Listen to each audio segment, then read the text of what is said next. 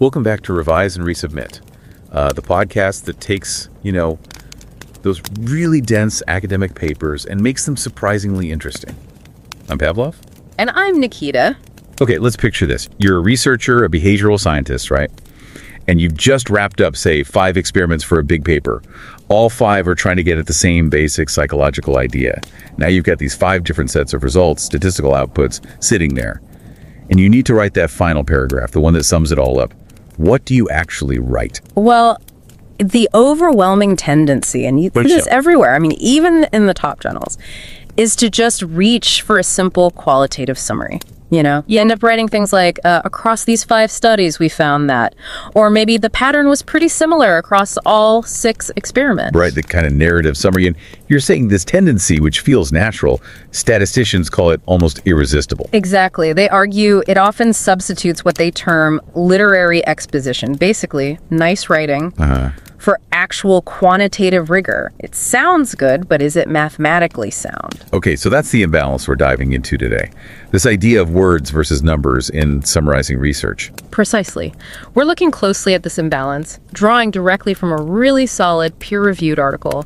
It was published in the Journal of Consumer Psychology, which, is an FT50 listed journal, so top tier. And the paper itself is called Single Paper Meta-Analysis is Unavoidable. Quite strong title. It is. The authors are Blakely McShane and Ulf Buckenholt, both from the Kellogg School of Management at Northwestern. And honestly, if you're just starting out in research, thinking about how you pull together multiple studies, this is really key stuff. We really think so too. Whether you subscribe to this channel or not, seriously, try to find some time to read the actual paper. It's thoughtfully done, rigorously reviewed. We've put the link right there in the show notes for you. Yeah, definitely read it. Our goal today is just to unpack the main idea, this framework they call single paper meta-analysis, or SPM. We want to explain it in simple terms, focusing on the core shift in thinking it suggests for how we do research. Okay, let's jump right into that core claim then. SPM is unavoidable. Wow. For someone new to all this, what exactly is SPM? And walk us through the logic. Why unavoidable? Sure. So a meta-analysis fundamentally is just a statistical way to combine results from 2 or more studies looking at the same thing. SPM, single paper meta-analysis, is simply applying that same statistical logic to the studies within one single paper. The typical 3 to 7 studies authors run for one project. The unavoidable part comes down to 3 logical steps, really. 1, most papers these days do have multiple studies on the same topic. That's standard practice. 2, those papers always include some kind of summary of those studies. You have to tell the reader the main point. And 3, statistical summaries, which is what SPM is, are just logically better, more rigorous than non-statistical, purely narrative summaries. Okay, so you're basically running a mini meta-analysis on your own studies, right, in the paper itself, instead of just waving your hands with words. But that feels like a big shift from how things are normally done. Why is the current way the narrative summary seen as, problematic? Well, it creates this really interesting, almost contradiction in methodology. Think about it. Researchers use incredibly sophisticated statistics, tests, ANOVA, regressions, whatever, for each individual study. They demand rigor there.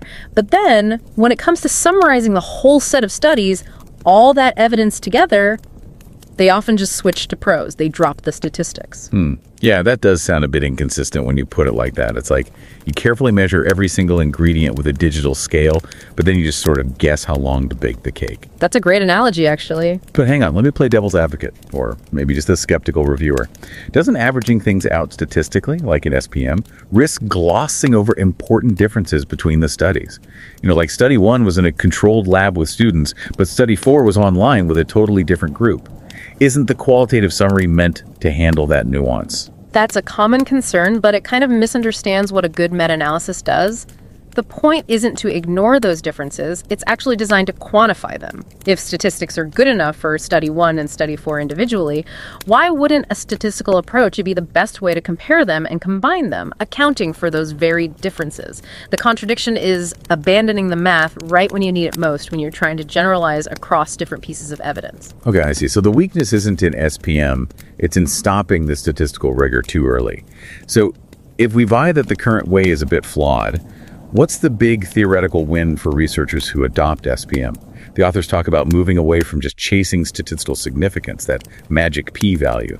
How does that help build better theories? This is where it gets really constructive, especially for theory building. SPM fundamentally shifts the focus. It moves you away from asking, okay, did study 3 hit p less than 0.05? Yes or no? Instead, it pushes you towards looking at the totality of the evidence and, crucially, towards quantification. So the main goal isn't just counting significant findings anymore. It becomes about quantifying the actual size of the effect you're studying. And maybe even more importantly, quantifying the heterogeneity, that's the fancy word, for the variation or differences in the effect size across your different studies. So it's not just if something happens, but how much does it happen overall, and why does it seem stronger or weaker in different situations or studies? Exactly. That why question is the absolute engine for developing better theories. Quantifying that heterogeneity, understanding the variation, is often seen as the most valuable part of doing a meta-analysis. It helps you pinpoint why study 4 maybe showed a weaker effect than study 1. So maybe study 4 used a different type of participant or a slightly different procedure. Precisely. It helps you identify potential moderators. These are the factors like maybe the subject pool or the specific way you operationalized your variable or the setting that might explain the differences. This turns variation from noise into data. It helps you refine your theory. It tells you where your effect holds strong and where it might be context dependent. That's how you build robust theories over time. Okay, that makes a lot of sense for theory. Now let's talk integrity. Research integrity, transparency. These are huge topics right now. How does SPM help with that?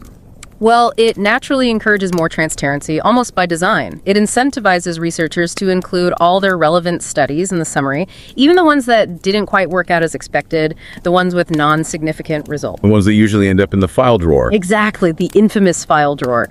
We all know about studies that get run. Maybe they're perfectly fine methodologically, but the p-value just misses the cutoff, maybe p equals 0.08, so they get tucked away on a hard drive and never see the light of day. And that skews the published literature. Right. Makes effects look stronger or more consistent than they really are. Absolutely. And SPM provides a formal way to combat that. The authors actually looked at this. They reviewed 38 papers that had already used SPM, and get this.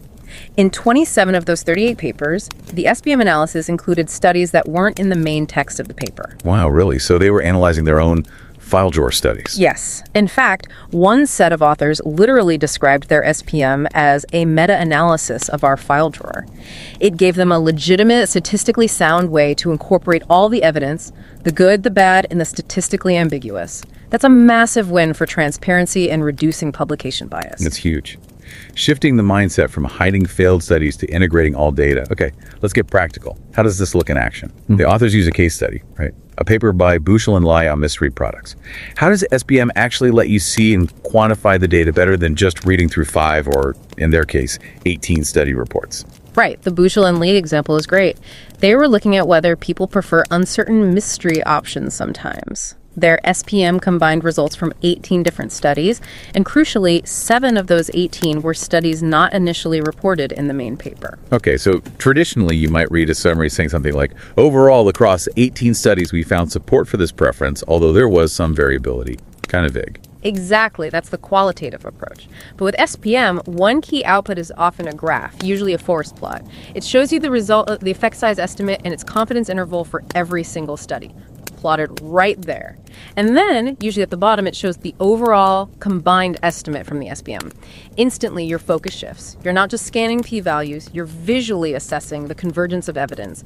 You see the pattern, the spread, the overall trend, and it gives you concrete numbers. For instance, in that Buchel and Leber paper, the SPM calculated the average proportion of people choosing the uncertain option in one condition was 0.70. But just as importantly, it gave a 95% confidence interval, basically a range of plausible values from 0.65 to 0.75. That tells you how strong the effect is, with a measure of certainty. That's way more informative than just saying study 3 was significant, study 5 wasn't. Okay, 0.70 gives us that overall effect magnitude. Right. Now back to heterogeneity, the variation. You said SPM quantifies it. How does it break down where the variation is coming from? Using that cake analogy again, how does it tell us if the oven temperature varied or if someone used different eggs in one batch? Right. It does this mathematically.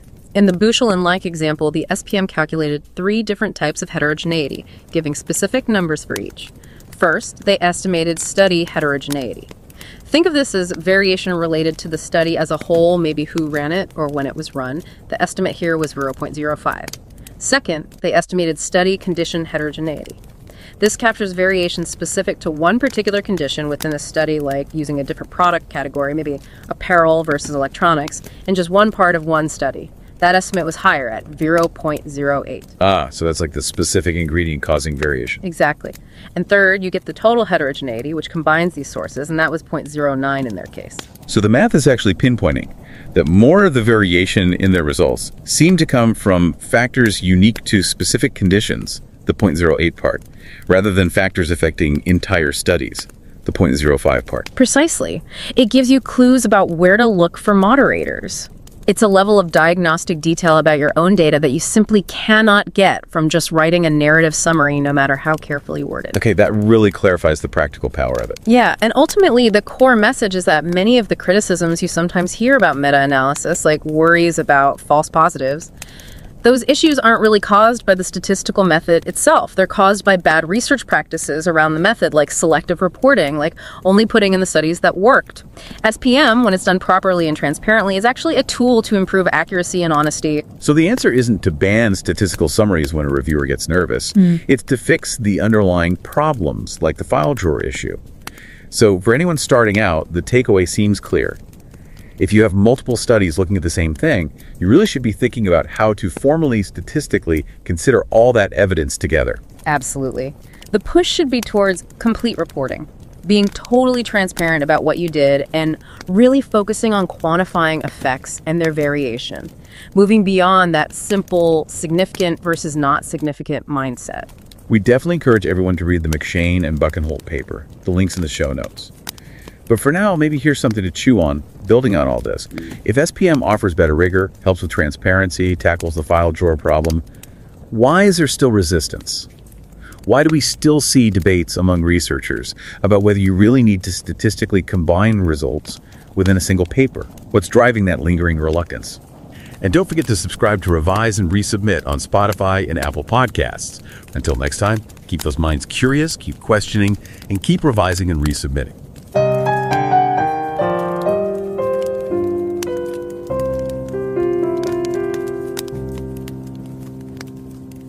Revise and রিসাবমিটে স্বাগতম। আমি Pavlov. আর আমি নিকিতা। ভাবুন তো, একটা research paper পড়ছেন, সেখানে ধরুন একই টপিক নিয়ে 5টা স্টাডি করা হয়েছে পরপর।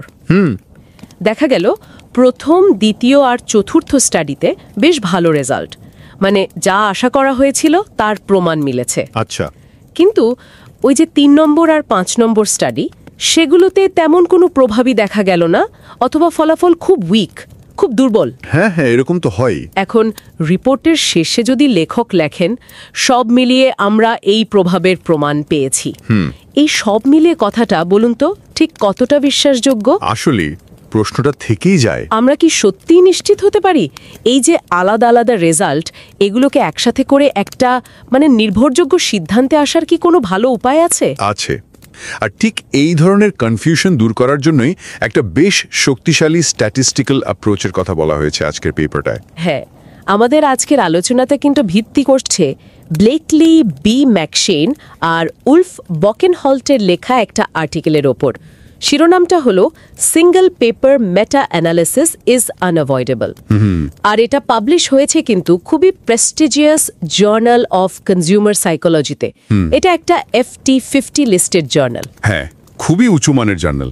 লেখক দুজনই আমেরিকার নর্থ ওয়েস্টার্ন ইউনিভার্সিটির কেলগ স্কুল অফ ম্যানেজমেন্টের অধ্যাপক। একদম। আমরা অবশ্যই বলবো যারা এই টপিকে ইন্টারেস্টেড তারা যেন মূল লেখাটা একবার পড়ে দেখেন। খুবই যত্ন করে লেখা আর খুব কঠিন পিয়ার রিভিউ প্রসেসের মধ্যে দিয়ে গেছে। অবশ্যই পড়া উচিত। লিঙ্কটা আমরা শো নোটসে দিয়ে দিচ্ছি। হ্যাঁ, লিঙ্ক শো নোটসে থাকবে। আজকের আলোচনার মূল উদ্দেশ্যটা হলো যারা একাডেমিক রিসার্চের জগতে নতুন আসছেন বা সবে শুরু করতে চলেছেন, তাদের জন্য এই আর্টিকেলটার যে মূল আইডিয়া সেটা একটু সহজ করে বলা। বিশেষ করে একটা পেপারে যখন একাধিক স্টাডি থাকে, সেগুলোর রেজাল্টকে কিভাবে আরও ভালোভাবে একসাথে আনা যায় সেই পদ্ধতি নিয়েই কথা বলবো। ঠিক, এটা আসলে ডেটা অ্যানালিসিস আর প্রেজেন্টেশনের একটা মেথড নিয়ে আলোচনা, তাই না? একদম তাই। কিভাবে সংগৃহীত ডেটাকে আরও অর্থবহভাবে দেখা যায় সেটা নিয়েই। আচ্ছা, তো আমরা সাধারণত কি দেখি, বিশেষ করে ধরুন কনজিউমার সাইকোলজি বা বিহেভিওরাল সায়েন্সের পেপারে একটা বিষয় বা একটা হাইপোথেসিস টেস্ট করার জন্য একটার পর একটা স্টাডি থাকে একই পেপারে। ঠিক, হয়তো 4-5টা স্টাডি। হ্যাঁ, যেমন ধরুন একটা অ্যাডের এফেক্ট বা নতুন প্রোডাক্ট মানুষ কিনবে কিনা, এসব নিয়ে হয়তো বিভিন্ন সিচুয়েশনে কয়েকটা স্টাডি করা হলো, কিন্তু শেষে কি করা হয়? শেষে গিয়ে দেখা যায় প্রত্যেকটা স্টাডির রেজাল্ট আলাদা করে অ্যানালাইসিস করে তারপর একটা বর্ণনামূলক সামারি দেওয়া হয়। রাইট, যেমন 5টা স্টাডির মাধ্যমে আমরা দেখলাম যে, বা 6টা স্টাডি এটাই বলছে যে, মানে প্রতিটা স্টাডিতে স্ট্যাটিস্টিক্স ব্যবহার করা হচ্ছে, কিন্তু সবগুলোকে একসাথে বোঝার জন্য আর স্ট্যাটিস্টিক্স নয়, শুধু কোথায় একটা সারাংশ। লেখকরা ঠিক এই জায়গাটাতেই একটা অন্যরকম প্রস্তাব দিচ্ছেন, তাই তো? একদম, তারাই প্রচলিত প্র্যাকটিসের একটা শক্তিশালী বিকল্পের কথা বলছেন। নাম দিয়েছেন সিঙ্গল পেপার মেটা অ্যানালিসিস, সংক্ষেপে SPM। SPM, single paper meta analysis. সহজ করে বললে SPM হলো একই পেপারের ভেতরে একাধিক স্টাডির রেজাল্টকে শুধু মুখে বলে বা লিখে নয়, বরং স্ট্যাটিস্টিক্স ব্যবহার করে একত্রিত করা। মানে একটা কোয়ান্টিটেটিভ সামারি তৈরি করা সংখ্যা দিয়ে। ঠিক তাই, একটা সামগ্রিক সংখ্যাভিত্তিক বা কোয়ান্টিটেটিভ অ্যানালিসিস বা সামারি। এটা কিন্তু কোনো একটা ফিক্সড ফর্মুলা নয়, বরং একই টপিকে করা দুটো বা তার বেশি স্টাডির রেজাল্টকে স্ট্যাটিস্টিক্যালি একসাথে এনে সেগুলোকে কম্পেয়ার করার জন্য বেশ কয়েকটা পদ্ধতির একটা সেট। আচ্ছা, তাহলে এই SPM জিনিসটা কেন এতটা জরুরি? মানে এর সুবিধাগুলো কি কি? দেখুন, লেখকরা বেশ কয়েকটা গুরুত্বপূর্ণ সুবিধার কথা বলছেন।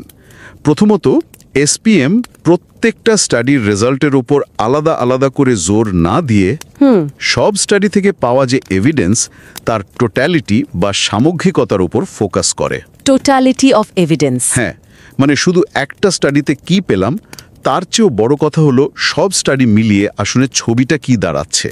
এটা ওই বিচ্ছিন্ন ফলাফলের বাইরে গিয়ে পুরো ছবিটা দেখতে হেল্প করে। এটা তো খুব দরকারি, কারণ অনেক সময় হয় না একটা স্টাডির রেজাল্ট দারুণ, কিন্তু পরের স্টাডিতে আর সেটা পাওয়া গেল না। ঠিক তাই, সব মিলিয়ে দেখলে হয়তো এফেক্টটা অতটা স্ট্রং নয়। দ্বিতীয়ত, SPM শুধু প্রভাব আছে কি নেই, মানে স্ট্যাটিস্টিক্যালি সিগনিফিকেন্ট কিনা, শুধু সেটা বলে না। আচ্ছা, বরং প্রভাবের আসল পরিমাণ বা মাত্রা, মানে ইফেক্ট সাইজ। ইফেক্ট সাইজ, হ্যাঁ, কতটা সেটাও মেপে বলে। আর আরও জরুরি হলো বিভিন্ন স্টাডির রেজাল্টের মধ্যে কতটা পার্থক্য বা ভেরিয়েশন আছে, যেটাকে হেটেরোজেনিটি বলছে। হ্যাঁ, এক্স্যাক্টলি। সেই হেটেরোজেনিটি বা ভিন্নতা কতটা সেটাও সংখ্যা দিয়ে বলে দেয়। আর এই ভিন্নতাটা বোঝা কিন্তু অনেক সময় অ্যাভারেজ এফেক্ট জানার চেয়েও বেশি ইম্পর্ট্যান্ট হতে পারে। এই হেটেরোজেনিটির ব্যাপারটা যদি একটু খুলে বলেন, মানে এই ভিন্নতা বা ভেরিয়েশনটা জানা কেন জরুরি? ধরুন, একটা নতুন অনলাইন টিচিং মেথড কতটা এফেক্টিভ তা নিয়ে একই পেপারে 5টা স্টাডি করা হলো। বেশ, SPM করে দেখা গেল হ্যাঁ অ্যাভারেজে মেথডটা কাজ করছে, কিন্তু এটাও দেখা গেল রেজাল্টগুলোর মধ্যে বেশ হেটেরোজেনিটি আছে। মানে সব স্টাডিতে একরকম ফল আসেনি। রাইট, কোনো স্টাডিতে হয়তো দারুণ এফেক্ট, কোনোটাতে মাঝারি, কোনোটাতে প্রায় নেই বললেই চলে। এখন এই ভিন্নতাটা যদি আমরা মাপতে পারি তাহলে এর কারণ খোঁজা যায়। ও আচ্ছা, হয়তো দেখা গেল এই মেথডটা ম্যাথসের স্টুডেন্টসদের জন্য খুব ভালো কাজ করছে, কিন্তু লিটারেচারের স্টুডেন্টসদের জন্য অতটা নয়। এই যে কারণটা, মানে স্টুডেন্টের সাবজেক্ট, এটাকে বলে মডারেটর। মডারেটর। হ্যাঁ, SPM এই হেটেরোজিনিটি মাপতে আর সম্ভাব্য মডারেটর খুঁজে বের করতে সাহায্য করে, যেটা শুধু অ্যাভারেজ এফেক্ট দেখলে বোঝা যেত না। দারুণ তো। তার মানে SPM আমাদের শুধু গড় ফল নয়, ফলের ভেতরের বৈচিত্র্য আর তার কারণটাও বুঝতে সাহায্য করে। আর কোনো সুবিধা আছে? হ্যাঁ, আর একটা বড় সুবিধা হলো SPM গবেষণার স্বচ্ছতা, মানে ট্রান্সপারেন্সি, আর ইন্টেগ্রিটি বা সততা বাড়াতেও, মানে পরোক্ষভাবে সাহায্য করে। সেটা কিভাবে? কারণ SPM ব্যবহার করতে গেলে আপনাকে আপনার করা সব রেলেভেন্ট স্টাডির রেজাল্ট দেখাতে হবে, এমনকি সেই স্টাডিগুলো যেগুলো রেজাল্ট হয়তো আপনার আশা মতো আসেনি বা সিগনিফিকেন্ট হয়নি। হ্যাঁ, এটা রিসার্চারদের উপর একরকম চাপ বা এনকারেজমেন্ট তৈরি করে সব ডেটা সামনে আনার জন্য। ফলে ওই যে বেছে বেছে শুধু ভালো বা সিগনিফিকেন্ট রেজাল্ট রিপোর্ট করার একটা টেন্ডেন্সি থাকে না, যেটাকে চেরি পিকিং বা সিলেক্টিভ রিপোর্টিং বলে। ঠিক সেই প্রবণতাটা কমার একটা সম্ভাবনা তৈরি হয়। লেখকরা তো দুটো নামকরা জার্নালও রিভিউ করেছেন তাই না, জার্নাল অফ কনজিউমার সাইকোলজি আর জার্নাল অফ কনজিউমার রিসার্চ। হ্যাঁ, করেছেন। কি দেখতে পেলেন সেখানে?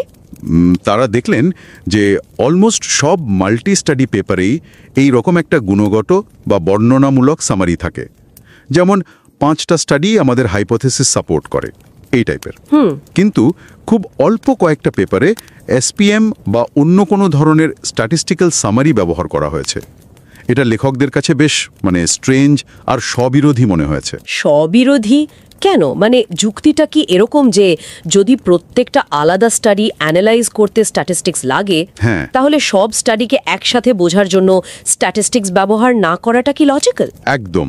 লেখকদের যুক্তিটা ঠিক এটাই, যদি একটা স্টাডির রেজাল্ট বুঝতে আমাদের মিন, স্ট্যান্ডার্ড ডেভিয়েশন, পি ভ্যালু এসব লাগে, তাহলে 5টা স্টাডি মিলে পুরো ছবিটা বোঝার জন্য শুধু কথায় সামারি দেওয়াটা কেন যথেষ্ট হবে? ঠিক। এটা তো ইনফরমেশনের একটা ওয়েস্টেজও বটে। স্ট্যাটিস্টিক্যাল সামারি তো আরও নিখুঁত, আরও বেশি তথ্য দিতে পারে। লেখকরা তো আরও এক ধাপ এগিয়ে বলছেন, মাল্টি স্টাডি পেপারে এসপিএম আসলে অনিবার্য, আনঅ্যাভয়েডেবল। এতটা জোর দিয়ে কেন বলছেন? হ্যাঁ, তারা বলছেন এটা অলমোস্ট অনিবার্য, কারণ 3টে জিনিস এখানে একসাথে ঘটছে। 1 নম্বর, এই পেপারগুলোতে বাই ডেফিনেশন একই টপিকে একাধিক স্টাডি থাকে। 2 নম্বর, পেপারগুলোতে প্রায় নিয়ম করেই এই স্টাডিগুলোর একটা সামারি দেওয়া হয়, সাধারণত ডিসকাশন বা কনক্লুশন সেকশনে দেওয়া হয়। আর 3 নম্বর, লেখকদের খুব স্ট্রং মত হলো স্ট্যাটিস্টিক্যাল সামারি যেমন এসপিএম একটা নন স্ট্যাটিস্টিক্যাল বা কোয়ালিটেটিভ সামারির চেয়ে সবসময় বেটার, আরও বেশি ইনফরমেশন দেয়। তাহলে যদি একাধিক স্টাডি থাকে আর তার সামারি দেওয়াই হয়, তবে বেটার মেথডটা এসপিএম ব্যবহার করাই তো লজিক্যাল। তাই তাদের মতে এটা এড়িয়ে যাওয়ার ভালো কোনো কারণ নেই। এটা একরকম অনিবার্যই নিয়ে করা একাধিক স্টাডির, সেটা একই পেপারের ভেতরে হোক বা আলাদা আলাদা পেপার থেকে নেওয়া হোক, রেজাল্টগুলোকে স্ট্যাটিস্টিক্স দিয়ে একত্রিত করা, অ্যানালাইজ করা। মূল লক্ষ্যটা কি? মূল লক্ষ্য হলো পরিমাণ নির্ধারণ, কোয়ান্টিফিকেশন। শুধু হ্যাঁ বা না জাতীয় সিদ্ধান্তে না এসে সংখ্যা দিয়ে বোঝার চেষ্টা করা প্রভাবটা আসলে কতটা বড়, ম্যাগনিটিউড অফ ইফেক্ট। সেই প্রভাবটা কি সব স্টাডিতে মোটামুটি একই রকম, হোমোজিনিটি, নাকি বেশ আলাদা, হেটারোজিনিটি? আর যদি আলাদা হয়, তাহলে কেন আলাদা? মডারেটরস, এই প্রশ্নগুলোর উত্তর সংখ্যা দিয়ে খোঁজার অ্যাপ্রোচটাই হলো মেটা অ্যানালিসিস। আর এসপিএম হলো এরই স্পেশাল কেস। হ্যাঁ, যখন স্টাডিগুলো একই পেপার থেকে নেওয়া হয়। তার এটা কি ওই চিরাচরিত পি ভ্যালু 0.05 কম হলো কি না সেই সিগনিফিকেন্স টেস্টিং থেকে আলাদা? অনেকটাই আলাদা। মেটা অ্যানালিসিসের ফিলোসফিটা ওই নাল হাইপোথিসিস সিগনিফিকেন্স টেস্টিং বা এনএইচএসটি, ওই পি ভ্যালু সেন্ট্রিক চিন্তা থেকে বেশ আলাদা। এর ফোকাসটা শুধু সিগনিফিক্যান্ট বনাম নন সিগনিফিক্যান্ট এই বাইনারি তকসিমে আটকে থাকে না। আচ্ছা। বরং ইফেক্ট সাইজ বা প্রভাবের আসল মাত্রা আর ফলাফলের মধ্যেকার হেটারোজেনিটি বা ভিন্নতা বোঝার ওপর অনেক বেশি জোর দেয়। লেখকরা এনএইচএসটির কিছু লিমিটেশনের কথাও মনে করিয়েছেন। যেমন ওই যে 0.05 কাট অফ পয়েন্টটা, ওটা তো আসলে হিস্টোরিক্যালি চলে আসা একটা কনভেনশন। এর পেছনে খুব সলিড কোনো যুক্তি নেই। 0.04 আর 0.06 মধ্যে রিয়েল লাইফ ডিফারেন্স হয়তো খুবই কম, কিন্তু এই নিয়মের জন্য একটাকে সাকসেস আর অন্যটাকে ফেলিয়ার ধরে নেওয়া হয়। এটা ঠিক না। তাছাড়া পি ভ্যালু নিজেও কিন্তু বেশ আনস্টেবল। একই এক্সপেরিমেন্ট আবার করলেও স্রেফ স্যাম্পলিং ভ্যারিয়েশনের জন্য পি ভ্যালু অনেক পাল্টে যেতে পারে। তাহলে এই পি ভ্যালু বা কনফিডেন্স ইন্টারভাল এগুলোকে কিভাবে দেখা উচিত যদি এগুলো ফাইনাল ডিসিশনের মাপকাঠি না হয়? লেখকরা একটা খুব ইন্টারেস্টিং দৃষ্টিভঙ্গির কথা বলছেন। তারা বলছেন পি ভ্যালুকে এভাবে ভাবা যেতে পারে, এটা আমাদের কালেক্ট করা ডেটা আর আমাদের ধরে নেওয়া স্ট্যাটিস্টিক্যাল মডেল বা অ্যাজাম্পশনগুলোর, যেমন নাল হাইপোথিসিস। হ্যাঁ, নাল হাইপোথিসিস, র্যান্ডম স্যাম্পলিং হয়েছে কিনা, নর্মাল ডিস্ট্রিবিউশন, এইসব। তো ডেটা আর এই অ্যাজাম্পশনগুলোর মধ্যে কতটা কম্প্যাটিবিলিটি বা সামঞ্জস্য আছে তার একটা ইন্ডেক্স হলো পি ভ্যালু। মানে একটা খুব ছোট পি ভ্যালু, ধরুন 0.001, এটা বলছে যে ডেটা আর আমাদের অ্যাজাম্পশনগুলোর মধ্যে মিলমিশ বেশ কম, সামঞ্জস্য কম। এর মানে হতে পারে আমাদের নাল হাইপোথিসিসটা যেমন কোনো প্রভাব নেই, ঠিক না, অথবা অন্য কোনো অ্যাজাম্পশন হয়তো ঠিক নেই। এটাকে একটা সারপ্রাইজ মিটার বলা যায়। চমৎকার বলেছেন, একটা সারপ্রাইজ মিটার। পি ভ্যালু যত ছোট ডেটা আমাদের অ্যাজাম্পশনগুলোর তুলনায় তত বেশি সারপ্রাইজিং, কিন্তু এটা নিজে থেকে বলে দেয় না যে কোন অ্যাজাম্পশনটা ভুল। আর বড় পি ভ্যালু? একইভাবে একটা বড় পি ভ্যালু, ধরুন 0.50, বেশি সামঞ্জস্যের ইঙ্গিত দেয়, কিন্তু এটা প্রমাণ করে না যে নাল হাইপোথিসিসটাই সত্যি। হতে পারে আমাদের স্টাডির পাওয়ার যথেষ্ট ছিল না একটা ছোট কিন্তু আসল প্রভাব ধরার মতো। আচ্ছা, বোঝা গেল। এবার একটু এসপিএম আর যাকে আমরা সাধারণত মেটা অ্যানালিসিস বলি, মানে যেখানে বিভিন্ন পেপার থেকে স্টাডি নেওয়া হয়, তার পার্থক্যটা নিয়ে কথা বলি। মূল ডিফারেন্সটা কোথায়? মূল পার্থক্যটা মূলত স্টাডির সোর্স, সংখ্যা আর সেগুলোর মধ্যেকার পোটেনশিয়াল ভিন্নতা বা হেট্রোজেনিটিতে। ট্রেডিশনাল মেটা অ্যানালিসিসে কি হয়? বিভিন্ন গবেষক বিভিন্ন সময়ে স্টাডি নেওয়া হয়। হ্যাঁ, বিভিন্ন গবেষকের করা, বিভিন্ন সময়ে বিভিন্ন জার্নালে পাবলিশ হওয়া অনেকগুলো, কখনো 10টা, কখনো 50, কখনো বা 100খানা স্টাডিকে একসাথে আনা হয়।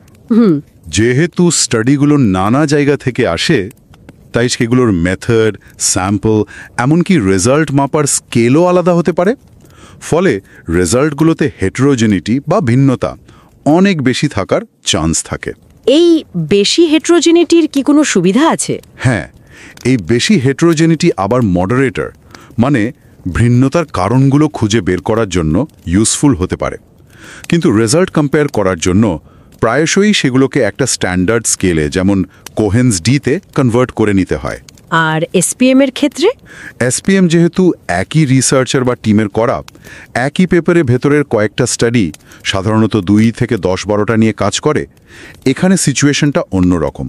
স্টাডিগুলো অনেক বেশি কনসিস্টেন্ট হওয়ার কথা। ঠিক, যেহেতু একই পেপারের অংশ, তাই মেথড, টপিক, রেজাল্ট মাপার স্কেল এগুলো অনেক বেশি সামঞ্জস্যপূর্ণ হওয়ার কথা। ফলে এখানে হেটেরোজেনিটি সাধারণত ট্রেডিশনাল মেটা অ্যানালিসিসের চেয়ে কম থাকে। আচ্ছা, এ কারণে এসপিএমে অ্যাভারেজ ইফেক্ট বের করাটা অনেক সময় বেশি মিনিংফুল হয়, আর স্কেলগুলো একরকম হওয়ায় রেজাল্টগুলোকে তাদের অরিজিনাল স্কেলেই বোঝা বা ইন্টারপ্রেট করা সহজ হয়। যেমন 5 পয়েন্ট স্কেলে গড় রেটিং 0.5 বাড়লো, এটা বুঝতে সুবিধা হয়, স্ট্যান্ডার্ডাইজ করার দরকার কম পড়ে। আর ওই যে ফাইল ড্রর প্রবলেমের কথা বলছিলেন? হ্যাঁ, এসপিএমের আরেকটা বড় সুবিধা হলো ওই ফাইল ড্রর প্রবলেম, মানে অপ্রকাশিত স্টাডি বাদ পড়ার সমস্যা বা সিলেক্টিভ রিপোর্টিংয়ের রিস্ক, এগুলো এখানে অনেক কম। কেন? কারণ রিসার্চারদের নিজেদের করা সব স্টাডির ডেটা তো তাদের কাছেই আছে। ট্রেডিশনাল মেটা অ্যানালিসিসে শুধু পাবলিশ স্টাডি নিতে গেলে এই রিস্কটা বেশি থাকে যে যেসব স্টাডিজ রেজাল্ট সিগনিফিক্যান্ট হয়নি সেগুলো হয়তো পাবলিশই হয়নি, ড্রয়ারে পড়ে আছে। এই সিলেক্টিভ রিপোর্টিং বা হার্মফুল রিসার্চ প্র্যাকটিসের বিষয়টা, এটা নিয়ে তো কিছু বিতর্ক বা কনসার্নের কথাও পেপারে এসেছে। কেউ কেউ মনে করেন এসপিএম নাকি এই সমস্যাগুলো বাড়িয়ে দিতে পারে। হ্যাঁ, এটা একটা খুব ইম্পর্ট্যান্ট পয়েন্ট, আর লেখকরা এটা নিয়ে ডিসকাস করেছেন। কিছু রিসার্চার, যেমন ধরুন ইউএনও বা ভসগেরাও ও তাদের সহকর্মীরা উদ্বেগ প্রকাশ করেছেন যে এসপিএম হার্মফুল রিসার্চ প্র্যাকটিসকে এনকারেজ করতে পারে। তাদের ভয়টা ঠিক কী নিয়ে? ভয়টা হলো রিসার্চাররা হয়তো অনেকগুলো স্টাডি করলেন, তারপর এসপিএম করে দেখলেন অ্যাভারেজ রেজাল্টটা ঠিক সিগনিফিক্যান্ট হচ্ছে না, তখন হয়তো তারা কিছু খারাপ রেজাল্ট দেওয়া স্টাডি বাদ দিয়ে দিলেন। অথবা ডেটা অ্যানালিসিসের পদ্ধতি একটু এদিক ওদিক করলেন, যেটাকে পি হ্যাকিং বলে। ঠিক, যাতে এসপিএম এর রেজাল্টটা সিগনিফিক্যান্ট দেখায়। তাদের আশঙ্কা এসপিএম এই ধরনের ম্যানিপুলেশনকে হয়তো আরও সহজ করে দিতে পারে, যা ফলস পজিটিভ বা ভুল ইতিবাচক ফলাফল বাড়াবে। কিন্তু এই পেপারের লেখকরা, মানে মেকশেন আর বোকেনহোল্ড, তারা কি এই যুক্তির সাথে একমত? না, একেবারেই না। তারা এই যুক্তির সাথে খুব স্ট্রংলি দ্বিমত পোষণ করেছেন। তাদের মূল বক্তব্য হলো প্রবলেমটা এসপিএম মেথডের নিজের নয়, আসল প্রবলেম হলো সিলেক্টিভ রিপোর্টিং বা পি হ্যাকিংয়ের মতো আনএথিক্যাল প্র্যাকটিসগুলো। এই প্র্যাকটিসগুলো তো যে কোনো রিসার্চে এই সমস্যা তৈরি করতে পারে, শুধু এসপিএম কেন, সাধারণ স্ট্যাটিস্টিক্যাল অ্যানালিসিসও তো পারে। তারা কি উল্টো কিছু বলছেন? হ্যাঁ, তারা বরং উল্টো মনে করেন এসপিএম যদি ঠিকমতো ব্যবহার করা হয় তাহলে এই খারাপ প্র্যাকটিসগুলো কমাতে সাহায্য করতে পারে। সেটা কিভাবে? কারণ এসপিএম এফেক্ট সাইজ আর হেটেরোজেনিটির ওপর জোর দেয়, শুধু P.05 হলো কিনা তার ওপর নয়। আর এসপিএম করার জন্য যেহেতু সব স্টাডি ইনক্লুড করার কথা, তাই এটা ট্রান্সপারেন্সি বাড়ায়। আচ্ছা, তারা আরও বলছেন ওয়েগেনার আর তার কলিগদের সাম্প্রতিক কাজও দেখিয়েছে যে একটা মাল্টি স্টাডি পেপারে স্টাডিগুলোর মধ্যে রেজাল্টের একটা কনসিস্টেন্সি দেখানোর চাপ থাকে। এই কনসিস্টেন্সি রাখার চেষ্টাই আসলে রিসার্চারদের ইচ্ছে মতো রেজাল্ট এদিক ওদিক করার সুযোগ কমিয়ে দেয়। তার মানে ফোকাসটা হওয়া উচিত আনএথিক্যাল প্র্যাকটিস বন্ধ করা, এসপিএমকে দোষ দেওয়া নয়। একদম। এসপিএম নিজেই একটা ভালো টুল, যেটা ছবিটা পরিষ্কার করে।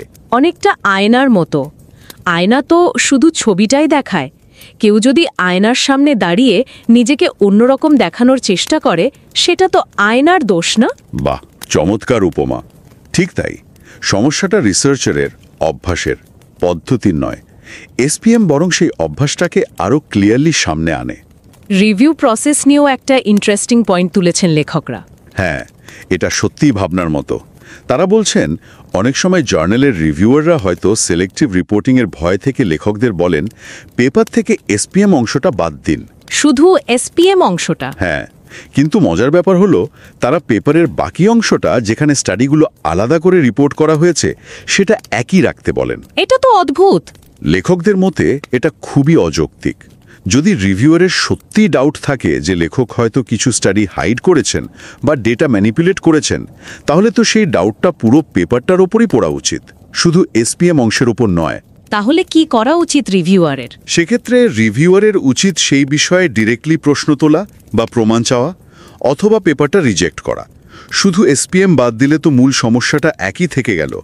উল্টে এসপিএম এর মাধ্যমে যে ওভারঅল পিকচারটা পাওয়া যেত, সেটাও গেল। রিভিউয়ারদের নিজেদের ভূমিকা নিয়েও তো একটা কথা বলেছেন তারা। ঠিক। লেখকরা এটাও মনে করিয়েছেন যে অনেক সময় রিভিউয়াররাই কিন্তু লেখকদের ওপর চাপ তৈরি করেন সিলেক্টিভ রিপোর্টিংয়ের জন্য। কেমন ভাবে? যেমন, কোনো স্টাডির রেজাল্ট যদি উইক বা আনক্লিয়ার হয় বা হাইপোথিসিসের সাথে মেলে না, তখন রিভিউয়াররা হয়তো বলেন, এই স্টাডিটা বাদ দিয়ে পেপারটা রিভাইজ করে দিন। এটাও তো একভাবে সিলেক্টিভ রিপোর্টিংকে এনকারেজ করা হলো। এটাও ঠিক। তার মানে লেখক, রিভিউয়ার, এডিটর সবাইকেই সচেতন হতে হবে। একদম। তাহলে পুরো আলোচনাটা গুটিয়ে আনলে একদম শেষে এসে মূল বার্তাটা কি দাঁড়াচ্ছে? মূল বার্তাটা হলো, ম্যাকশেন আর বোকেনহোল্ড খুব কনফিডেন্টলি এই কনক্লুশনে এসেছেন যে যখন একটা রিসার্চ পেপারে একই টপিকে একাধিক স্টাডি থাকে, তখন সেগুলোর রেজাল্টকে স্ট্যাটিস্টিক্যালি একত্রিত করার জন্য সিঙ্গল পেপার মেটা অ্যানালাইসিস বা এসপিএম ব্যবহার করা শুধু একটা ভালো অপশন নয়, এটা প্রায় অনিবার্য। হ্যাঁ, এটা প্রায় অনিবার্য, এবং প্রচলিত যে বর্ণনামূলক সামারি, তার চেয়ে নিঃসন্দেহে একটা বেটার অ্যাপ্রোচ। এটা আমাদের ওই বিচ্ছিন্ন রেজাল্টের দিকে না তাকিয়ে এভিডেন্সের সামগ্রিকতার দিকে তাকাতে শেখায়, ইফেক্টের আসল পরিমাণ বুঝতে সাহায্য করে, আর রেজাল্টের মধ্যে যে মিনিংফুল ভ্যারিয়েশন থাকে সেটা নিয়ে ভাবতে এনকারেজ করে। আর যদি এসপিএম ব্যবহার না করা হয়, অন্য অপশনগুলো যেমন পেপারে একটাই স্টাডি রাখা বা একাধিক স্টাডি রেখে কোনো সামারি না দেওয়া বা শুধু কোয়ালিটেটিভ সামারি দেওয়া, সেগুলোর ব্যাপারে লেখকদের মতো কি? লেখকদের মতে এই অল্টারনেটিভগুলো এসপিএমের চেয়ে কম এফেক্টিভ, কম ইনফরমেটিভ। একটা স্টাডি সাধারণত যথেষ্ট এভিডেন্স দেয় না, বিশেষ করে কমপ্লেক্স বিহেভিয়ারাল সায়েন্সে। ঠিক। আদিলে পাঠকের উপর ছেড়ে দেওয়া হয় নিজে নিজে সব মিলিয়ে একটা ধারণা করার জন্য। সেটা কঠিন এবং ভুল বোঝাবুঝির সুযোগ থাকে। আর শুধু বর্ণনামূলক সামারি? আর শুধু বর্ণনামূলক বা কোয়ালিটেটিভ সামারি, যেমনটা আমরা বললাম, সেটা স্ট্যাটিস্টিক্যাল সামারির মতো অতটা স্পেসিফিক, কোয়ান্টিটেটিভ বা ট্রান্সপারেন্ট ইনফরমেশন দিতে পারে না। সেটা অনেক বেশি লেখকের পার্সোনাল ইন্টারপ্রিটেশনের ওপর ডিপেন্ডেন্ট হয়ে পড়ে। তাহলে যারা গবেষণা করছেন বা করবেন, বিশেষ করে যারা এই লাইনে নতুন, তাদের জন্য ফাইনাল টেক অ্যাওয়ে কী হবে? তাদের জন্য বার্তা হলো, এসপিএমকে ভয় পাবেন না। এটা বরং আপনাদের রিসার্চকে আরও স্ট্রং, আরও ট্রান্সপারেন্ট করার একটা চমৎকার টুল। এটাকে শুধু একটা এক্সট্রা স্ট্যাটিস্টিক্যাল বার্ডেন হিসেবে না দেখে নিজেদের কাজকে আরও ভালোভাবে বোঝার সুযোগ। একদম।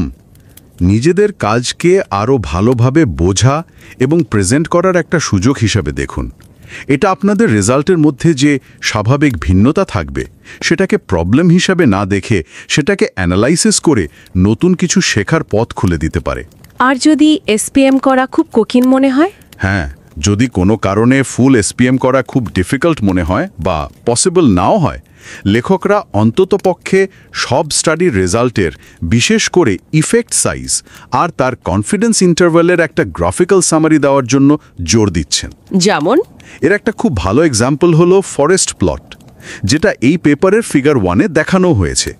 এরকম একটা ছবি কিন্তু পাঠকদের এক নজরে পুরো পেপারের স্টাডিগুলোর রেজাল্টের একটা ওভারঅল আইডিয়া পেতে আর সেগুলোর মধ্যেকার মিল অমিল বুঝতে দারুণ সাহায্য করে। খুবই দরকারি পরামর্শ। পুরো আলোচনাটা খুব খুব লজিক্যাল লাগলো। তবে সব শুনে টুনে একটা প্রশ্ন কিন্তু মনে আসছে। বলুন।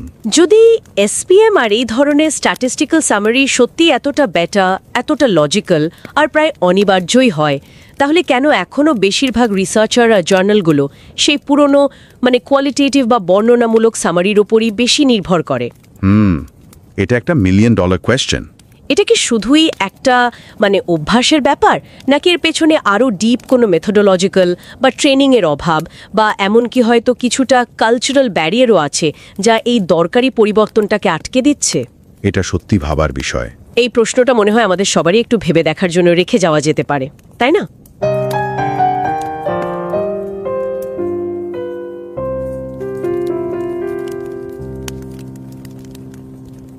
नमस्कार। रिवाइज एंड रीसबमिट में आपका स्वागत है। मैं हूं पावलोव और मैं हूं निकिता। सोचिए, एक शोधकर्ता ने एक के बाद एक मान लीजिए 5 स्टडीज की, सब एक ही सवाल का जवाब ढूंढ रही हैं और नतीजे भी कमोबेश एक ही दिशा में इशारा कर रहे हैं। अब पेपर लिखने की बारी आई। आमतौर पर क्या होता है? हाँ, यही तो होता है अक्सर। हर स्टडी के आंकड़ों का अलग अलग विश्लेषण दिखाया जाता है और आखिर में बस लिख दिया, कुल मिलाकर हमारी 5 स्टडीज से ये पता चलता है कि लेकिन क्या ये कुल मिलाकर कहने का सबसे मजबूत, सबसे पारदर्शी तरीका है? क्या सिर्फ शब्दों में सारांश देना काफी है, जब हमने हर अकेली स्टडी के लिए आंकड़ों का सहारा लिया था? ये एक बहुत ही मतलब अहम सवाल है और यही आज हमारी बातचीत का विषय भी है। हम एक ऐसे तरीके पर बात कर रहे हैं जो कहता है कि नहीं, सिर्फ शब्दों का सारांश काफी नहीं है। अगर हर स्टडी के लिए सांख्यिकीय विश्लेषण, स्टैटिस्टिकल एनालिसिस जरूरी है, हाँ, तो उन सभी स्टडीज के मिले जुले नतीजों को समझने के लिए भी सांख्यिकीय विश्लेषण होना चाहिए। और ये चर्चा हवा में नहीं है। ये प्रतिष्ठित जर्नल ऑफ कंज्यूमर साइकोलॉजी में छपे एक बहुत ही विचारोत्तेजक लेख पर आधारित है। ये जर्नल अकादमिक जगत में, आप जानते हैं, FT50 लिस्ट में शामिल है। जी हाँ, बहुत सम्मानित जर्नल है। जिसका मतलब है कि इसका बहुत सम्मान है और यहाँ छपे काम को गंभीरता से लिया जाता है। बिल्कुल। और इस महत्वपूर्ण लेख के लेखक हैं ब्लेकली बी मक्शेन और उल्फ बुकेनहॉल्ट, दोनों ही विद्वान नॉर्थ वेस्टर्न यूनिवर्सिटी के प्रतिष्ठित केलॉग स्कूल ऑफ मैनेजमेंट से जुड़े हैं। हाँ, और हम अपने श्रोताओं से सच में ये गुजारिश करना चाहेंगे कि वे इस लेख को खुद भी पढ़ें, चाहे आप इस चैनल को सब्सक्राइब करें या नहीं। अगर आप शोध में रुचि रखते हैं तो इस बारीकी से लिखे गए और कठोरता से समीक्षित, मतलब पीयर रिव्यूड लेख को पढ़ने के लिए समय जरूर निकालें। हाँ, जरूर पढ़ना चाहिए। इसका लिंक शो नोट्स में दिया गया है। आज हमारा मकसद है इस लेख के मुख्य विचारों को सरल भाषा में समझना, खासकर उन लोगों के लिए जो शोध की दुनिया में नए हैं और अपनी यात्रा कह सकते हैं शुरू कर रहे हैं। तो शुरुआत करते हैं मौजूदा चलन से। जैसा कि आपने शुरू में इशारा किया था, व्यवहार विज्ञान, मनोविज्ञान, मार्केटिंग जैसे क्षेत्रों में अक्सर एक ही पेपर में कई स्टडीज होती हैं, है ना? हाँ बिल्कुल, मल्टी स्टडी पेपर्स। जी, हर एक का अपना स्टैटिस्टिकल एनालिसिस होता है, पी वैल्यू होती है, कॉन्फिडेंस इंटरवल होते हैं। लेकिन जब उन सब को मिलाकर अंतिम निष्कर्ष बताना होता है तो अक्सर हम देखते हैं कि लेखक सिर्फ शब्दों में एक क्वालिटेटिव सारांश दे देते हैं। हाँ, जैसे 5 में से 4 स्टडीज में हमें सिग्निफिकेंट नतीजे मिले, या कुल मिलाकर सबूत इस परिकल्पना का समर्थन करते हैं। लेख के लेखक मैक्शेन और बुकेनहोल्ट, उनको ये तरीका थोड़ा अजीब, मतलब विरोधाभासी सा लगता है। उनका तर्क बड़ा सीधा है और सोचने वाला भी। अगर एक अकेली स्टडी के नतीजों को समझने और मानने के लिए स्टैटिस्टिकल एनालिसिस अनिवार्य है, तो फिर कई स्टडीज के मिले जुले नतीजों को समझने के लिए क्यों नहीं? सही सवाल है। और अगर मिले जुले नतीजों के लिए स्टैटिस्टिकल एनालिसिस जरूरी नहीं, तो फिर अकेली स्टडी के लिए क्यों? ये एक तरह का आप कह सकते हैं दोहरा मापदंड लगता है। हाँ। और उन्होंने सिर्फ कहा ही नहीं बल्कि इसे जांचा भी। उन्होंने 2 बड़े journals, journal of consumer psychology यानी JCP और जर्नल ऑफ कंज्यूमर रिसर्च यानी JCR के पिछले 5 सालों के अंक देखे। JCP में उन्हें 154 ऐसे पेपर्स मिले जिनमें कई स्टडीज थीं। अच्छा। सभी में शब्दों वाला सारांश था, पर आप अंदाजा लगाइए कितनों में स्टैटिस्टिकल समरी था, मतलब आंकड़ों वाला सारांश। शायद बहुत कम में। सिर्फ 10 में। 154 में से केवल 10। और JCR में 203 ऐसे पेपर्स में से केवल 28 में स्टैटिस्टिकल समरी था। बाप रे। तो ये आंकड़े साफ दिखाते हैं कि मौजूदा चलन यही है, अलग अलग विश्लेषण पर जोर, पर सामूहिक सारांश अक्सर बिना सांख्यिकीय गहराई के। लेखक किसी को चुनौती दे रहे हैं। उनका मानना है कि ये तरीका जानकारी खो देता है और सांख्यिकीय सारांश हमेशा गैर सांख्यिकीय सारांश से बेहतर होते हैं। क्यों बेहतर होते हैं? क्योंकि वे ज्यादा सटीक होते हैं, वस्तुनिष्ठ होते हैं और ज्यादा जानकारी देते हैं। ठीक है, तो फिर समाधान क्या है? लेख क्या सुझाव देता है? वे जिसे सिंगल पेपर मेटा एनालिसिस या SPM कहते हैं, उसे अपनाने का सुझाव देते हैं। नाम थोड़ा तकनीकी लग सकता है, पर इसका मतलब बहुत सरल है। क्या मतलब है इसका? एक ही शोध पत्र के भीतर की गई सभी मिलती जुलती स्टडीज के नतीजों को सांख्यिकीय रूप से एक साथ मिलाना और उनका विश्लेषण करना, बस। यानी सिर्फ शब्दों में नहीं बल्कि आंकड़ों के साथ बताना कि कुल मिलाकर क्या कहानी बन रही है। बिल्कुल। लेखक इसे अनिवार्य मानते हैं, एक तरह से अनअवॉइडेबल। क्योंकि 3 बातें स्पष्ट है। 1, इन पेपर्स में एक ही विषय पर कई स्टडीज होती ही हैं। हाँ। 2, इन पेपर्स में उन स्टडीज का सारांश दिया ही जाता है, चाहे शब्दों में ही सही। और 3, सांख्यिकीय सारांश, जिसे मेटा एनालिसिस भी कहते हैं, वो गैर सांख्यिकीय सारांश से बेहतर है। इन तीनों को मिला दें तो SPM एक तार्किक और कह सकते हैं जरूरी कदम बन जाता है। ठीक है, ये तर्क समझ आता है, लेकिन एक नया शोधकर्ता जो शायद अभी अपनी पहली मल्टी स्टडी परियोजना की योजना बना रहा हो, उसके लिए ये जानना अहम है कि भाई SPM अपनाने से उसे क्या ठोस फायदे मिलेंगे। ये थोड़ी अतिरिक्त मेहनत क्यों करनी चाहिए? हाँ, ये सवाल जरूरी है और इसके कई महत्वपूर्ण फायदे हैं जो शोध की गुणवत्ता और पारदर्शिता दोनों को बढ़ाते हैं। सबसे पहला फायदा है फोकस का बदलाव। SPM हमें अकेली स्टडी के हिट या मिस, मतलब सिग्निफिकेंट है या नहीं, इससे आगे देखने में मदद करता है। अच्छा। ये हमें सारे सबूतों पर, टोटलिटी ऑफ एविडेंस पर ध्यान केंद्रित करने के लिए प्रेरित करता है। हमारी सारी स्टडीज मिलकर क्या कह रही हैं, उसकी एक पूरी तस्वीर मिलती है। तो ये चेरी पिकिंग यानी सिर्फ अच्छी लगने वाली स्टडीज पर फोकस करने से रोकता है ना? हाँ, काफी हद तक। और दूसरा बड़ा फायदा है प्रभाव का सटीक माप। SPM न केवल ये बताता है कि औसतन प्रभाव कितना बड़ा है, मतलब ओवरऑल इफेक्ट साइज, बल्कि ये एक बहुत जरूरी चीज मापता है, भिन्नता, हेट्रोजीनिटी। यानी आपकी अपनी स्टडीज के नतीजों में कितना उतार चढ़ाव है। क्या सभी स्टडीज एक जैसे नतीजे दे रही हैं या उनमें काफी अंतर है? अच्छा, और ये जानना क्यों जरूरी है कि नतीजों में कितना अंतर है? क्योंकि ये हमें तीसरे फायदे की ओर ले जाता है। अगर नतीजों में भिन्नता है तो SPM हमें ये समझने में मदद कर सकता है कि ये भिन्नता क्यों है। कैसे? क्या ये अलग अलग तरीकों, मेथड्स के इस्तेमाल से आ रही है? क्या अलग तरह के पार्टिसिपेंट्स के साथ नतीजे बदल रहे हैं? इन संभावित कारणों, जिन्हें मॉडरेटर्स कहते हैं, उनकी जांच SPM के जरिए की जा सकती है। ये सिर्फ हाँ या नहीं से आगे जाकर कब और क्यों जैसे सवालों के जवाब ढूंढने में मदद करता है। ये तो रिसर्च को वाकई गहराई देने वाली बात हुई। और शायद एक और पहलू है जो आजकल बहुत चर्चा में है, शोध की ईमानदारी और पारदर्शिता का। उसमें कैसे मदद करता है ये? निश्चित रूप से ये SPM का एक बहुत बड़ा, आप कह सकती हैं, नैतिक और व्यावहारिक फायदा है। जब आप अपनी सभी स्टडीज सफल और असफल दोनों को विश्लेषण में शामिल करने का संकल्प लेते हैं तो ये पारदर्शिता को बढ़ावा देता है। अच्छा। इससे फाइल ड्रॉवर प्रॉब्लम की गुंजाइश कम होती है, मतलब उन स्टडीज को छिपा देना जिनके नतीजे पसंद नहीं आए। और ये हैकिंग जैसी प्रथाओं को भी हतोत्साहित करता है, जहां डेटा के साथ तब तक छेड़छाड़ की जाती है जब तक कि नतीजे सिग्निफिकेंट न दिखने लगे। ये वाकई दिलचस्प है। लेख में ये बात मुझे चौंकाने वाली लगी कि जिन 38 पेपर्स का उन्होंने जिक्र किया जिन्होंने SPM इस्तेमाल किया था, उनमें से 27 पेपर्स ने ऐसी स्टडीज भी अपने SPM में शामिल की थी जो पेपर के मुख्य भाग में रिपोर्ट ही नहीं की गई थी। हाँ। एक लेखक ने तो इसे मजाक में हमारे फाइल ड्रॉवर का मेटा एनालिसिस तक कह दिया था। हाँ, ये दिखाता है कि SPM शोधकर्ताओं को अपनी पूरी कहानी बताने का एक ईमानदार मंच देता है, जिसमें वो स्टडीज भी शामिल हो सकती हैं जो शायद अकेली खड़ी ना हो पाती, पर सामूहिक तस्वीर का हिस्सा है। ये विज्ञान को ज्यादा भरोसेमंद बनाता है। अच्छा, अब एक सवाल जो शायद कुछ श्रोताओं के मन में आ रहा होगा।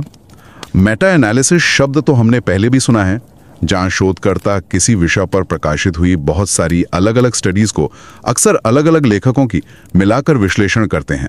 तो ये सिंगल पेपर मेटा एनालिसिस यानी एसपीएम उस पारंपरिक मेटा एनालिसिस से कैसे अलग है? ये एक बहुत अच्छा सवाल है और अंतर समझना जरूरी है।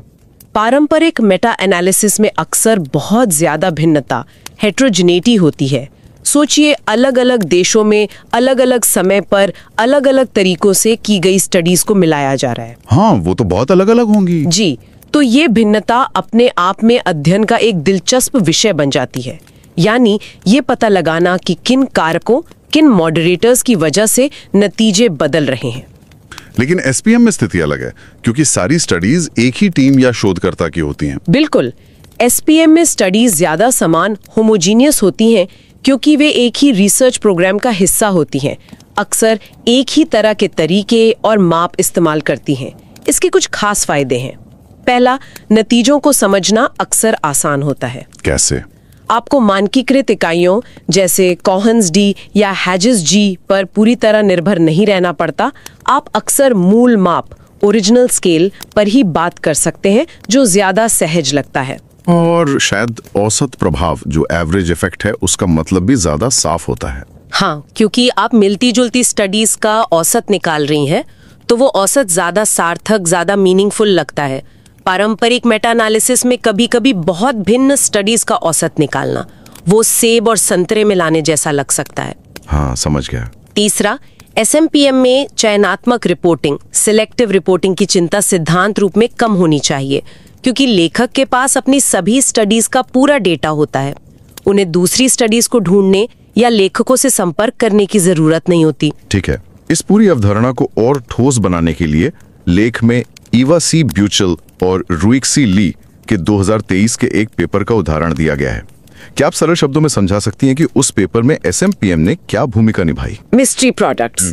उन्होंने इस विषय पर कुल 18 स्टडीज की, और ध्यान देने वाली बात है कि इनमें से 7 स्टडीज ऐसी थीं जिन्हें पेपर के मुख्य भाग में विस्तार से रिपोर्ट नहीं किया गया था। शायद वो प्रारंभिक थी या नतीजे थोड़े कमजोर थे, जो भी कारण हो। अच्छा, 18 स्टडीज। तो एसपीएम ने इन 18 स्टडीज के डेटा के साथ क्या किया? सबसे पहले एसपीएम ने एक विजुअल तस्वीर पेश की, जैसा कि लेख के फिगर 1 में दिखाया गया है। ये एक फॉरेस्ट प्लॉट जैसा ग्राफ है, जिसमें सभी 18 स्टडीज के नतीजे, प्रभाव का आकार और उसका कॉन्फिडेंस इंटरवल एक साथ दिखाए गए हैं। इस एक ग्राफ को देखते ही पूरी कहानी लगभग समझ आ जाती है। कैसे? उस ग्राफ से क्या पता चलता है? क्या खास बात थी उसमें? ग्राफ में साफ दिखता है कि जब अनिश्चितता उत्पाद के प्रकार को लेकर थी, हॉरिजॉन्टल डिफरेंशिएशन कहते हैं इसे, जैसे पता नहीं चॉकलेट है या चिप्स, तो ज्यादातर स्टडीज में लोगों ने मिस्ट्री प्रोडक्ट चुना। ग्राफ में काले बिंदु 0.5 की रेखा से ऊपर है, जिसका मतलब है 50% से ज्यादा संभावना। अच्छा। लेकिन जब अनिश्चितता गुणवत्ता को लेकर थी, वर्टिकल डिफरेंशिएशन, जैसे पता नहीं 3 स्टार होटल है या 5 स्टार, तो लोगों ने निश्चित उत्पाद को ज्यादा पसंद किया। ग्रे बिंदु 0.5 से नीचे है। ये पूरा पैटर्न 18 अलग अलग स्टडीज के नतीजों को पढ़ने की तुलना में एक नजर में कहीं ज्यादा स्पष्ट है। वाह, यानी डेटा विजुअलाइजेशन की ताकत।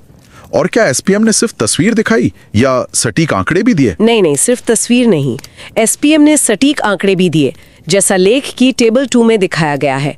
इसने बताया कि औसतन करीब 70% लोगों ने हॉरिजॉन्टल अनिश्चितता वाले मिस्ट्री प्रोडक्ट को चुना, जबकि वर्टिकल अनिश्चितता वाले को केवल 42% ने। काफी बड़ा अंतर है ये तो। हाँ, और इसने इन दोनों स्थितियों के बीच के अंतर, कॉन्ट्रास्ट को भी सांख्यिकीय रूप से मापा और उसका कॉन्फिडेंस इंटरवल भी दिया।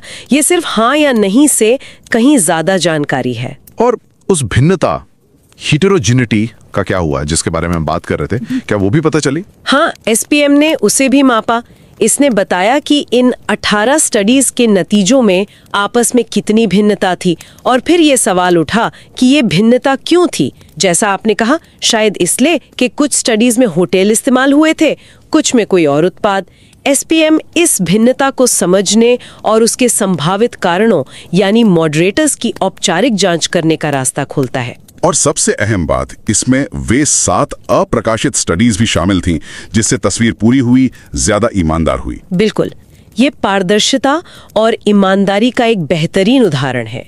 एसपीएम ने उन स्टडीज को भी कहानी का हिस्सा बनने दिया। ठीक है, ये सब सुनने में बहुत ही तर्कसंगत और फायदेमंद लगता है, लेकिन जैसा कि एकेडमिक दुनिया में होता है, क्या इस एसपीएम के दृष्टिकोण को लेकर कुछ चिंताएं या आलोचनाएं भी हैं? लेख में कुछ संभावित मुद्दों का जिक्र है शायद। हाँ बिल्कुल है, और लेख पूरी ईमानदारी से उन चिंताओं को भी संबोधित करता है। एक प्रमुख चिंता पारंपरिक स्टैटिस्टिकल सिग्निफिकेंस यानी P लेस देन 0.05 वाली सोच से जुड़ी है। कुछ लोग सोच सकते हैं कि अगर अलग अलग स्टडीज सिग्निफिकेंट नहीं है तो उन्हें मिलाने का क्या मतलब। हाँ, ये एक आम सवाल हो सकता है। कोई कह सकता है कि भाई 5 में से 3 स्टडीज तो सिग्निफिकेंट नहीं थी, तो उन्हें क्यों मिला रहे हो? लेख इसका क्या जवाब देता है? लेख हमें याद दिलाता है कि सिर्फ P वैल्यू के आधार पर नतीजों को सिग्निफिकेंट या नॉन सिग्निफिकेंट में बांटना क्यों समस्याग्रस्त है। पहली बात 0.05 का कट ऑफ, वो तो मनमाना है। सही बात है। दूसरी, असल दुनिया में शून्य प्रभाव मतलब null hypothesis of exactly zero effect शायद ही कभी सच होता है। कुछ न कुछ प्रभाव तो होता ही है, चाहे बहुत छोटा हो। और तीसरी, P वैल्यू खुद एक स्टडी से दूसरी स्टडी में काफी बदल सकती है। तो एसपीएम का फोकस इस हाँ या नहीं वाले विभाजन पर नहीं, बल्कि प्रभाव के आकार, इफेक्ट साइज और उसकी स्थिरता मतलब कंसिस्टेंसी या हेटेरोजेनिटी पर होता है। ये पूछता है प्रभाव कितना बड़ा है और क्या ये भरोसेमंद रूप से मिलता है। P वैल्यू को सबूत की अंतिम कसौटी मानने के बजाय उसे डेटा और हमारी परिकल्पनाओं के बीच संगतता, कंपैटिबिलिटी के एक माप के रूप में देखना चाहिए। ठीक है, यानी फोकस बदलना होगा सिग्निफिकेंस से हटकर इफेक्ट साइज और कंसिस्टेंसी पर। दूसरी बड़ी चिंता चयनात्मक रिपोर्टिंग, सिलेक्टिव रिपोर्टिंग की है, यानी सिर्फ अच्छे नतीजे छापना। क्या एसपीएम इस समस्या को और बढ़ा सकता है? ऐसा तो नहीं कि लोग सिर्फ सिग्निफिकेंट स्टडीज का एसपीएम करके दिखा दें। ये एक बहुत ही जायज चिंता है, क्योंकि अगर आप केवल सफल स्टडीज का ही एसपीएम करेंगे तो नतीजे भ्रामक होंगे, इसमें कोई शक नहीं। लेकिन लेख का तर्क बहुत महत्वपूर्ण है। चयनात्मक रिपोर्टिंग की समस्या एसपीएम की नहीं, बल्कि शोधकर्ता के व्यवहार की है। अच्छा, कैसे? देखिए, ये समस्या तब भी मौजूद है जब आप अकेली स्टडी रिपोर्ट कर रहे हो। अगर किसी ने 10 स्टडीज की और सिर्फ 2 सिग्निफिकेंट वाली छापी, तो उन 2 स्टडीज की रिपोर्टिंग भी भ्रामक है, चाहे एसपीएम किया जाए या नहीं। बात तो सही है, समस्या तो पहले से ही है। तो फिर एसपीएम कैसे मदद करता है? लेख का तर्क है कि एसपीएम असल में इस समस्या से लड़ने में मदद करता है, क्योंकि यह शोधकर्ता को अपनी सभी स्टडीज को सामने लाने के लिए प्रोत्साहित करता है, जैसा हमने ब्यूचल और ली के उदाहरण में देखा। यह पारदर्शिता को बढ़ावा देता है और फोकस को सिग्निफिकेंस से हटाकर सबूतों की समग्रता पर लाता है। इसलिए समस्या एसपीएम में नहीं, चयनात्मक रिपोर्टिंग में है। एसपीएम तो समाधान का हिस्सा बन सकता है। ये एक अलग नजरिया है। एक और तकनीकी चिंता वैधता, वैलिडिटी को लेकर उठाई गई है। कुछ आलोचकों का कहना है कि अगर चयनात्मक रिपोर्टिंग हुई है तो एसपीएम के नतीजे वैध नहीं है। इसका क्या जवाब है? लेख इसका भी जवाब देता है। उनका कहना है कि ये चिंता भी थोड़ी गलत दिशा में है। किसी भी सांख्यिकी तकनीक की वैधता उसकी मान्यताओं, उसके अजम्पशंस पर निर्भर करती है। ठीक है। चयनात्मक रिपोर्टिंग उन मान्यताओं का उल्लंघन करती है, जैसे ये मान्यता कि रिपोर्ट की गई स्टडीज सभी की गई स्टडीज का प्रतिनिधि सैंपल है। ये उल्लंघन तो हो ही रहा है, चाहे आप एसपीएम करें या ना करें। तो एसपीएम को दोष देना सही नहीं है? बिल्कुल। एसपीएम हटाने से आप सिर्फ उसके फायदे जैसे समग्र तस्वीर देखना, भिन्नता का अनुमान लगाना, ये सब खो देते हैं। लेकिन चयनात्मक रिपोर्टिंग की मूल समस्या बनी रहती है। असल मुद्दा खराब शोध प्रथाओं को सुधारना है, जैसे सभी स्टडीज रिपोर्ट करना, प्री रजिस्ट्रेशन करना, न कि एक उपयोगी विश्लेषण तकनीक यानी एसपीएम को हटा देना। ये सब सुनकर अगर कोई शोधकर्ता अभी शुरुआत कर रहा है तो उसके लिए इस पूरी चर्चा का सार क्या है? उसे अपनी रिसर्च यात्रा में क्या मुख्य संदेश लेकर जाना चाहिए? मेरे ख्याल से मुख्य संदेश ये है, अगर आप एक ही विषय पर कई स्टडीज कर रहे हैं, जो कि आजकल बहुत आम है, तो उन सब के नतीजों को अंत में सिर्फ शब्दों में लपेटने के बजाय उनका एक साथ सांख्यिकीय विश्लेषण यानी एसपीएम करने के बारे में गंभीरता से सोचें। ये न सिर्फ संभव है, बल्कि ये एक ज़्यादा बेहतर, ज़्यादा पारदर्शी और ज़्यादा जानकारीपूर्ण तरीका है अपनी कहानी बताने का। ये उसे अपनी रिसर्च को कैसे बेहतर बनाने में मदद करेगा? मतलब क्या फर्क पड़ेगा उसकी रिसर्च प्रैक्टिस में? और उसके संभावित कारण भी ज्यादा मजबूती और ईमानदारी से बताने में मदद करता है। ये शुरुआत से ही अकेली स्टडी के सिग्निफिकेंस के जुनून से आगे बढ़कर सामूहिक सबूतों, कलेक्टिव एविडेंस के निर्माण पर ध्यान केंद्रित करने के लिए प्रोत्साहित करता है।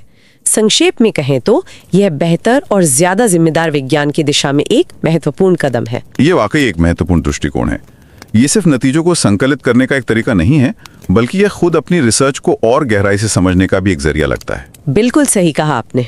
और इसी सोच पर श्रोताओं के लिए एक अंतिम विचार छोड़ जाते हैं। एसपीएम भिन्नता, हेट्रोजिनेटी पर बहुत जोर देता है, यानी आपकी अपनी स्टडीज के नतीजों में कितना उतार चढ़ाव है। हाँ। जरा सोचिए, अगर कोई शोधकर्ता अपनी उन सभी स्टडीज का एसपीएम करे जो उसे अलग अलग देखने पर सफल या सिग्निफिकेंट लगती थीं, क्या तब भी उसे अपनी ही स्टडीज के बीच कोई अप्रत्याशित भिन्नता या पैटर्न नजर आ सकता है? हो सकता है। शायद कुछ स्टडीज किसी खास तरह के प्रतिभागी पर ज्यादा असरदार थीं, या शायद तरीका थोड़ा बदलने से नतीजे थोड़े बदल गए थे जिसके बारे में उसने पहले सोचा ही ना हो। एसपीएम अपनी ही सफल लगने वाली रिसर्च में छुपी हुई बारीकियों को उजागर करने का और शायद भविष्य की रिसर्च के लिए नए सवाल खड़े करने का एक शक्तिशाली साधन बन सकता है। यह एक तरह से आत्मनिरीक्षण का एक सांख्यिकीय तरीका है।